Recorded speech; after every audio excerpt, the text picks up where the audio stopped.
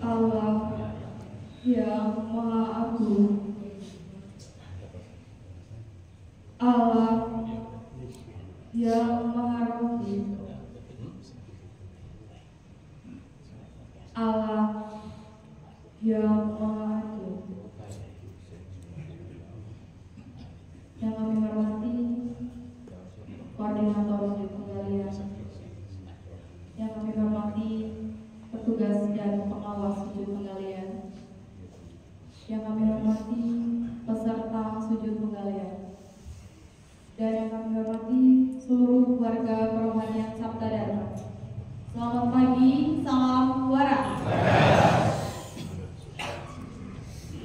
Pertama-tama marilah kita haturkan rasa puji syukur kehadapan Allah yang Maha Kuasa atas perlindungan serta semua karunia yang telah kita rasakan bersama.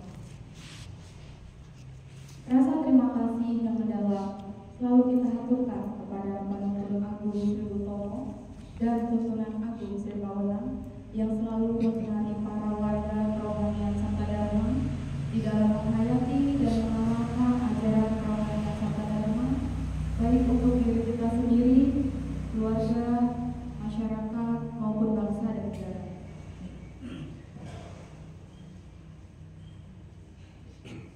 Bapak Ibu sekalian, pada pagi hari ini kita akan menerima pengarahan yang akan disampaikan oleh Bapak Naim Suryo. Kepada Bapak Naim, dipersilakan.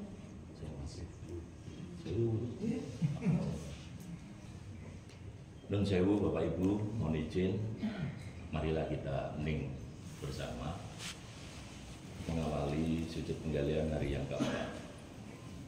Mari hening kita mohon.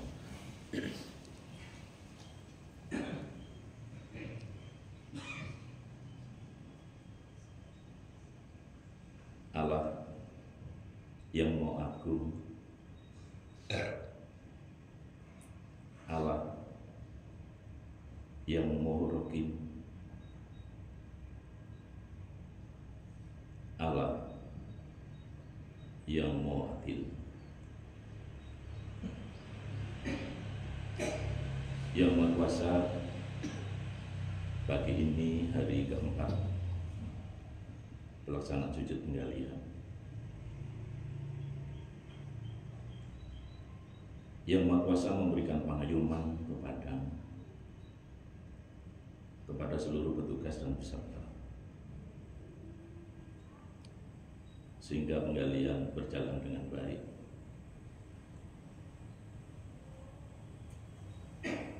Yang Maha Kuasa, semoga dharma para Bapak Ibu sekalian, yang Maha Kuasa memberikan anugerah yang juga diterima oleh keluarga, para peserta dan petugas di rumahnya masing-masing.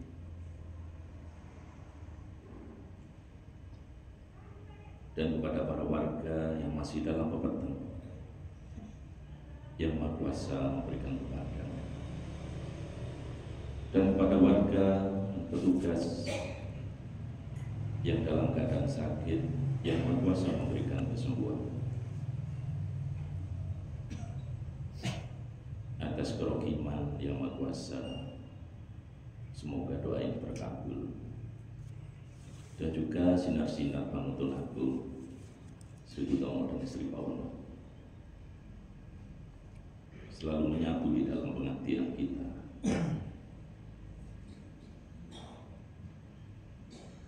Allah yang Maha Agung, Allah yang Maha Rohim, Allah yang Maha Adil. Terima kasih. Ini selesai. Selamat pagi, salam waras. Pertama-tama yang saya hormati koordinator tuntunan tunggali, dan juga kepada para petugas tuntunan tunggali maupun pengawas, Bapak Ibu yang terkasih,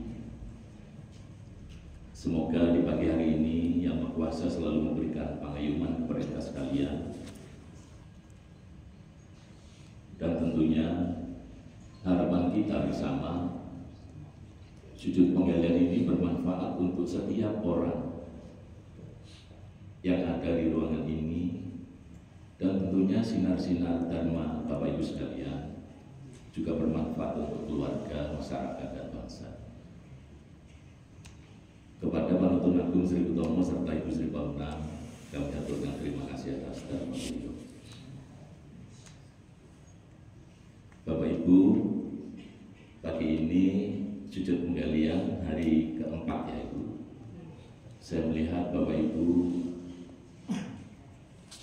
wajahnya semuanya bersinar karena Bapak Ibu ingin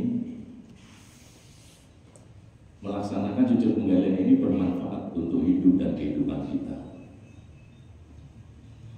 Karena Tuhan menciptakan banyak manusia, Tuhan menciptakan banyak umat, tetapi banyak dari mereka yang belum tahu hukum kodrat yang sebenarnya. Mereka belajar dari yang lain, dari buku, dari cerita orang lain, tetapi Bapak Ibu merasakan sendiri, belajar langsung dari Yang Maha Kuasa. Jadi untuk itu wajah Bapak Ibu di sini sangat luar biasa. Dan tentunya Bapak Ibu, sebelum saya menyampaikan beberapa hal terkait dengan sujud penggalian, ini ada pesan dari koordinator sujud penggalian, yaitu apabila Bapak Ibu setelah meneliti sujud penggalian, kalau bisa Bapak Ibu antri dulu di tempat laporan, supaya nanti waktunya Bapak Ibu lapor, tuntunan penggali tidak mencari Bapak Ibu sekalian. Kalau kemarin terjadi tuntunan penggalinya yang mencari, gitu. Nah yang dicari itu anak-anak ngopi, ya. Nah nanti laporannya pasti, wah, ada rasa di perut Pak, gitu ya. Sebab kopinya meluncur di situ.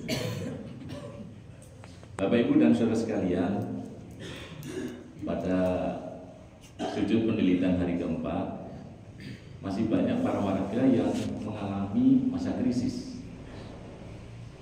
Masa krisis itu adalah rasa sakit yang dirasakan di kaki, di badan, kadang-kadang ngantuk yang tidak bisa diatasi. Sebenarnya rasa sakit yang ada di dalam pribadi kita ketika kita melaksanakan sujud penggalian itu adalah wujud kasih sayang Tuhan kepada kita. Bapak Ibu mending masih dalam posisi seperti ini, masih dicintai, dicubit oleh Tuhan melalui rasa sakit pada saat meneliti sujud penggalian. Pengertian saya Bapak Ibu sekalian, mumpung kita masih diberikan hidup, diberikan nafas, kehidupan, rasa sakit itu merupakan pembersihan kotoran-kotoran rohani yang ada di dalam diri kita. Daripada kelak ketika kita tidak bisa berbuat apa-apa dan ketika Tuhan memanggil kita. Tapi jangan terus, wah aku sakit gak apa-apa, Tuhan sayang pada saya gitu. Jangan ya. Tak teruskan aja jangan. Ya ini adalah proses Bapak Ibu. Ya, rasa sakit ini adalah proses untuk menuju kesempurnaan. Hal ini bukan hanya dirasakan oleh Bapak Ibu, saya dulu sama. Ketika melakukan sujud penggalian dan penelitian sujud yang sempurna, kaki itu seperti rasanya ada kerikilnya Bapak Ibu. Ya, lalu berpindah di kain putih setelah nggak sujud, ya nggak sakit. Ya kalau waktu penelitian nata badan ini mulai sujud, aduh geremet-geremet sakitnya mulai Bapak Ibu. Tetapi ketika kita sujud, selesai sujud, hanya berpindah, bergeser, itu sakitnya hilang. Artinya apa Bapak Ibu sekalian? Kita diberikan oleh Tuhan, yaitu oleh Yang Maha Kuasa, yaitu cara membersihkan kotoran-kotoran rohani. Yang Maha Kuasa memberikan pengingat kepada kita bahwa manusia itu kalau bersujud kepada Yang Maha Kuasa, maka kotoran-kotoran rohani itu harus dihilangkan. Cuman kadang-kadang kita nggak sabar, ya loh. Begitu ada rasa sakit, nggak sabar, sujud dicepatkan, akhirnya tambah sakit, betul ya? Kelihatannya lama, padahal ini baru berapa menit Bapak Ibu. Aduh, sujud saya lama, padahal berapa menit itu. Kalau selesai gitu loh, baru hanya sebentar, tetapi kelihatannya lama. Karena rasa yang ada dalam diri kita itu diliputi oleh cahaya. Jadi kesannya itu lama, padahal sebentar.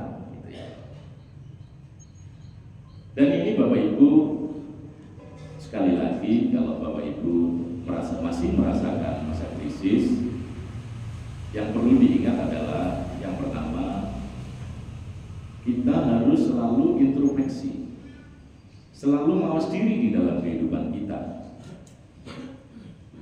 Apakah pernah kita berbuat salah pada saat melaksanakan sujud mugalia dalam proses ini? Ngomong, misalnya ada yang keliru menyakiti orang lain, itu dampaknya langsung Bapak Ibu pada kita. Lalu yang kedua, mungkin Bapak Ibu pernah belajar tentang ilmu-ilmu kanuragan yang katanya sudah dihilangkan, tetapi itu masih melekat di dalam daging, sumsum dan darah kita. Atau mungkin Bapak Ibu pernah ketika di dalam kehidupan, ketika ada permasalahan yang tidak bisa diselesaikan, Bapak Ibu lari ke orang-orang pintar, lari ke dukun misalnya. Bapak Ibu diberikan mantra-mantra, Bapak Ibu diberikan minuman-minuman yang notabene di dalam mantra itu, di dalam minuman itu terkandung unsur-unsur nafsu saudara dan mungkin getaran-getaran dari arwah-arwah yang belum sempurna, sehingga itu mempengaruhi ketika kita melaksanakan sujud. Tetapi jangan khawatir Bapak Ibu, di Sabda Dharma itu setiap urusan rohani itu selalu ada solusinya. Solusinya apa? Yang pertama, Bapak Ibu menyadari, Bapak Ibu mempunyai kesadaran penuh bahwa saat kehidupan kita pernah melakukan hal itu. Ya, tidak ada manusia yang sempurna Bapak Ibu. Kita diberikan cara bagaimana sujud yang sempurna untuk menghilangkan, menghapus kesalahan-kesalahan itu. Tentunya dengan tata cara yang kemarin sudah dijelaskan oleh Pak Slamet dan Pak Wardana. Ya. Maka masa krisis itu tetap ada. Kadang-kadang kita ngantuk. Ya, maka sekali lagi kuncinya adalah sebelum kita sujud, kita menata duduk kita. Kesempurnaan duduk kita diusahakan yang agak lurus. Lalu pernafasan kita perhatikan, naik turun nafas, masuk keluarnya nafas. Lalu mata melihat pucuk kain mori itu tidak ke kanan ke kiri, mata ini sering bergeser, maka akan mengganggu ketenangan pada diri kita. Untuk itu saya pikir Bapak Ibu sudah bisa melaksanakan itu. Sebab ini hari keempat kalau Bapak Ibu melaksanakan kedisiplinan pada saat sujud, maka Bapak Ibu akan tercapai sujud yang sempurna. Lalu Bapak Ibu, selanjutnya adalah Bapak Ibu melihat kalender ya. Galilah rasa yang meliputi seluruh tubuhmu, itulah kepribadianmu yang asli. Betul Bapak Ibu? Di situ ada kepribadianmu yang asli. Berarti ada yang tidak asli ya Bapak Ibu? Betul ya? Yang tidak asli itu adalah rasa dan pengertian-pengertian yang Bapak Ibu terima karena pakarti dari saudara 11. Mengapa pakarti saudara 11 bisa memberikan rasa yang tidak asli, bahkan memberikan pengertian-pengertian yang tidak asli pada diri kita? Jawabannya karena ada dua hal. Yang pertama, pada saat Bapak Ibu melaksanakan penelitian sujud pandangan titik 1 meter, itu tidak tuntas. Penyebab penelitian pandangan 1 meter tidak tuntas itu menyebabkan ketenangan pada diri kita juga tidak tuntas, karena masih ada yang sisa-sisa nafsu yang melekat pada diri kita.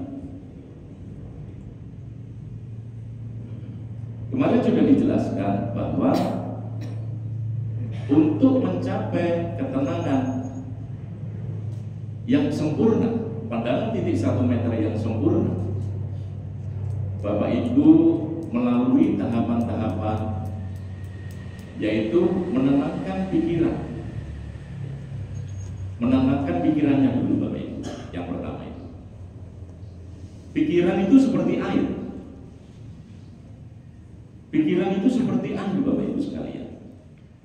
Kalau air itu bergerak terus, maka dia untuk mencapai bening itu tidak bisa. Pikiran itu selalu mengganggu kita saat kita sujud. Pikiran itu selalu cerita apa adanya, cerita apapun, dan pikiran itu dipengaruhi oleh getaran-getaran nafsu yang ada di dalam diri kita, yang asalnya dari saudara 11. Kalau air itu keruh, itu pun juga tidak bisa kita meneliti dengan sempurna. Pikiran itu harus diselesaikan dulu kuncinya Bapak Ibu. Karena yang mengganggu sujud kita tidak tenang itu adalah pikiran. Kita itu bercerita dengan diri kita sendiri, ya. Pikiran itu bercerita. Karena pikiran dipengaruhi oleh nafsu-nafsu yang ada dalam diri kita. Kadang kita merasa hebat, kadang kita merasa, ini kita mempunyai kekuatan yang luar biasa, ya. Kita masih percaya dengan hal-hal yang lain, ini mengganggu kita pikiran. Jadi pikiran itu seperti air.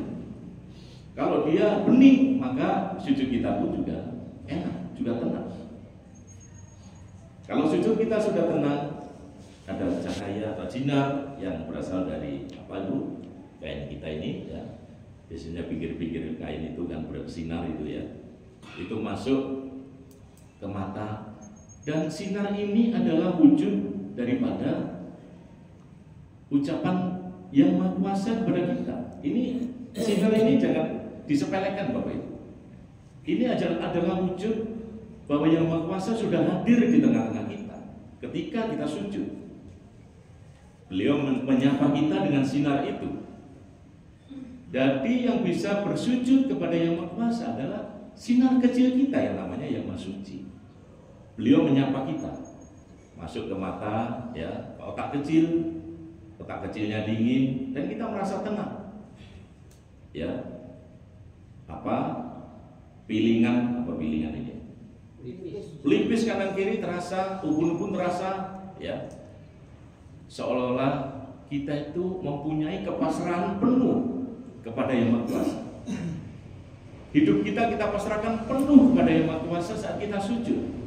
Kita tidak bisa berbuat apa, karena ketika sinar Yang Maha Kuasa menyapa kita, maka kemauan, nafsu, semuanya sudah dikendalikan oleh Yang Maha Kuasa. Kita tidak bisa berbuat apa-apa.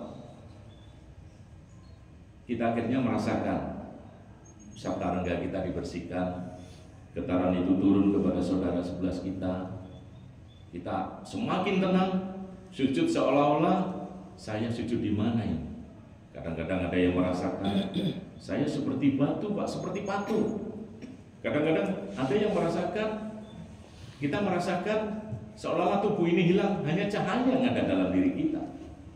Kadang-kadang kita sujud seolah-olah saya di awang-awang, Pak, saking tenangnya.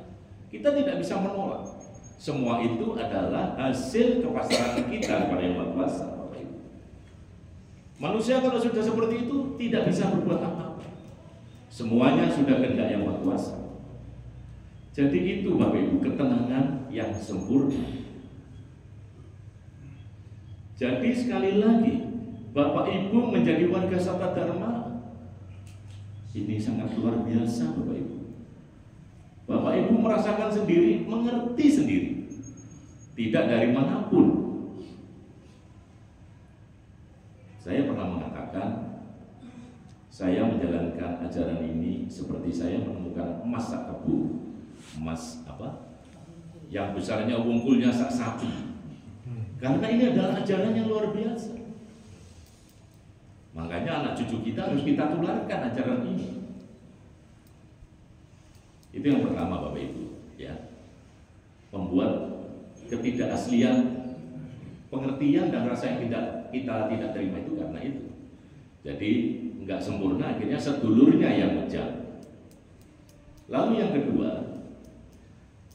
adalah kemarin Pak Kamto, Pak Selamat menyampaikan, kita harus bisa nol, kita harus bisa kosong. Betul Bapak Ibu? Bahkan ada suatu wejangan yang luar biasa. Kosong itu isi, isi itu kosong.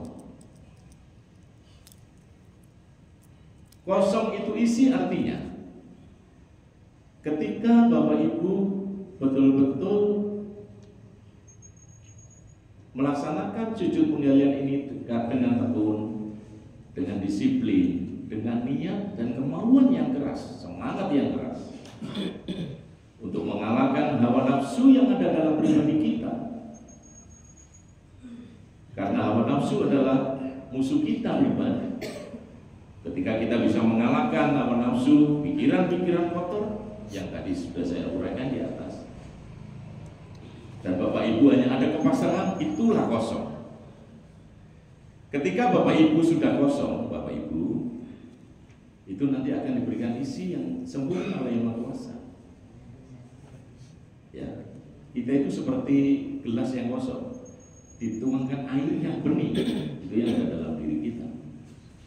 Ya, sehingga Bapak Ibu di dalam sujudnya sudah tidak ada gangguan-gangguan lagi, karena sudah bisa mengosongkan gagasan akan yang namanya pangroso, nafsu-nafsu yang ada dalam diri kita, gejolak saudara itu sudah tidak ada.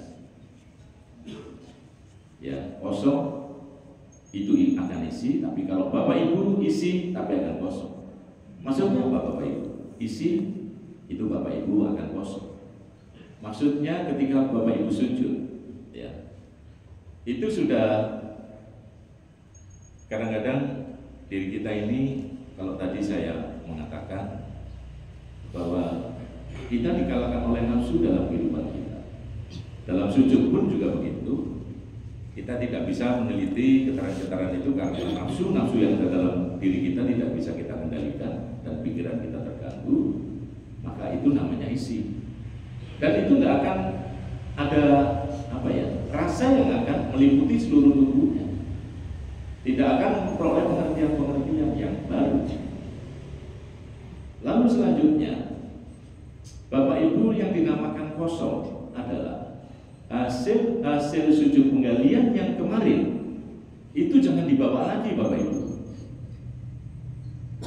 Bapak Ibu harus kosong, menjadi kertas putih ketika Bapak Ibu sujud di kain mori ini. Jangan sampai hasil-hasil yang kemarin itu masih melekat. Ya, hasil sujud penggalian itu masih melekat. Ya, ini mempengaruhi pikiran kita, dan ini mempengaruhi jalannya Rasul. Jadi yang benar Bapak Ibu, Hasil-hasil sujud penggalian yang kemarin kita tinggalkan, ya. Kita meneliti rasa yang baru, karena ketika Bapak Ibu menjadi kertas putih yang kosong, Bapak Ibu juga akan diisi pengertian-pengertian yang baru. Karena dulu saya pernah dipesan oleh Ibu, ya, Mas Nain, ilmu Tuhan itu gak akan ada habisnya. Ilmu Tuhan itu banyak, gak akan bisa selesai sampai kita akan menghadap kepada Yang Maha Kuasa. Jadi kalau kita teringat masa yang sujud yang kemarin, maka pengertian-pengertian yang baru itu gak akan muncul. Ya, padahal kita juga butuh pengertian-pengertian yang baru, Bapak Ibu, karena ajaran ini dinamis. Kadang-kadang Tuhan memberikan pengertian kepada kita tentang hakikat hidup dan kehidupan.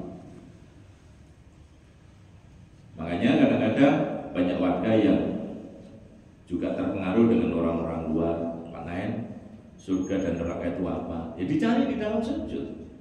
Nanti Bapak Ibu akan menerima pengertian itu. Ya. Sebab Bapak Ibu sekalian, pengertian-pengertian ilmu tentang Tuhan itu masih luas dan masih banyak. Itu perlu digali. Untuk mencapai itu, kita harus menjadi kertas putih yang meninggalkan pengalaman-pengalaman kita yang dahulu. Itu jangan terekam, Bapak Ibu. Ya sementara kita tinggalkan. Kalau toh memang kita diberikan seperti yang dulu, ya tak apa disampaikan.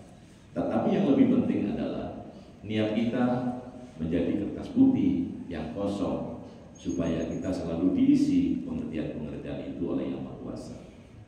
Demikian Bapak Ibu sekalian, kelihatannya tepat setengah jam bisa menyampaikan. Ya semoga sujud penggalian ini bermanfaat bagi hidup dan kehidupan kita, sehingga Bapak Ibu menjadi satria-satria utama yang tidak gampang terpengaruh oleh orang-orang di luar kita di Kerohanian Sabda Dharma. Mudah dipengaruhi melihat Kerohanian Sabda Dharma lembaga busa seperti ini, ya jangan dipengaruhi, ya. Satria utama itu seperti itu, Bapak Ibu. Selamat melaksanakan penelitian sujud penggalian. Selamat pagi, salam waras.